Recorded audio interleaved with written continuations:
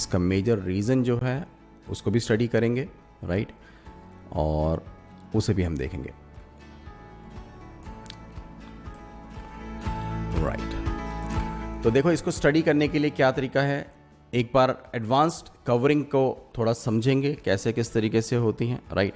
हमने divergence concept तो सीखा ही हुआ है कि डाइवर्जेंस फॉर्मेशन जब बनती हैं वहाँ से ट्रेड किस तरीके से हमारी डायरेक्शन में मूव इन करता है, बट आप इस कंसेप्ट को भी लेके चलोगे। कंसेप्ट एडवांस कंसेप्ट्स में आता है and we have already discussed on this particular concept. जितनी भी केस स्टडीज़ होती हैं उसके अंदर में आपको अपने आप की मास्टरी जो करनी है ना, that is for two things, कि एग्जिट्स किस समय करनी है और एंट्रीज किस समय करनी है, राइट। केस स्टडीज़ का मेन मकसद ही वही है।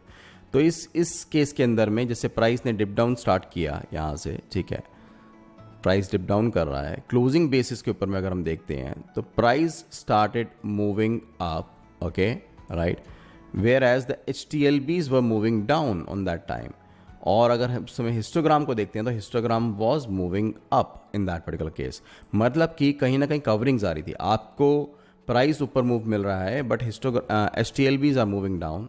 ऐसा कम्बिनेशन जब भी मिलता है आपको तो आपने हिस्टोग्राम देखना है। अगर histogram in the favour of price move कर रहा है, राइट, जैसे प्राइस ऊपर की डायरेक्शन में मूव किया तो हिस्टोग्राम भी ऊपर की तरफ में मूव कर रहा है एंड HTLBs नीचे की तरफ में आ रहे हैं, तो ये डाइवर्जेंस फॉर्मेशन हो रही है। तो दिस इज़ एडवांस एग्जिट। यहाँ पे जो भी ग्रीन बार फॉर्मेशन मिलेगी वहाँ पे अपनी पोजीशंस को आप एग्जिट करोगे, right.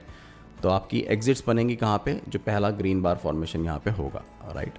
This will be your exit in that case, okay. 1142 means 1145 पे आपका पहला एग्जिट फॉर्मेशन बनेगा।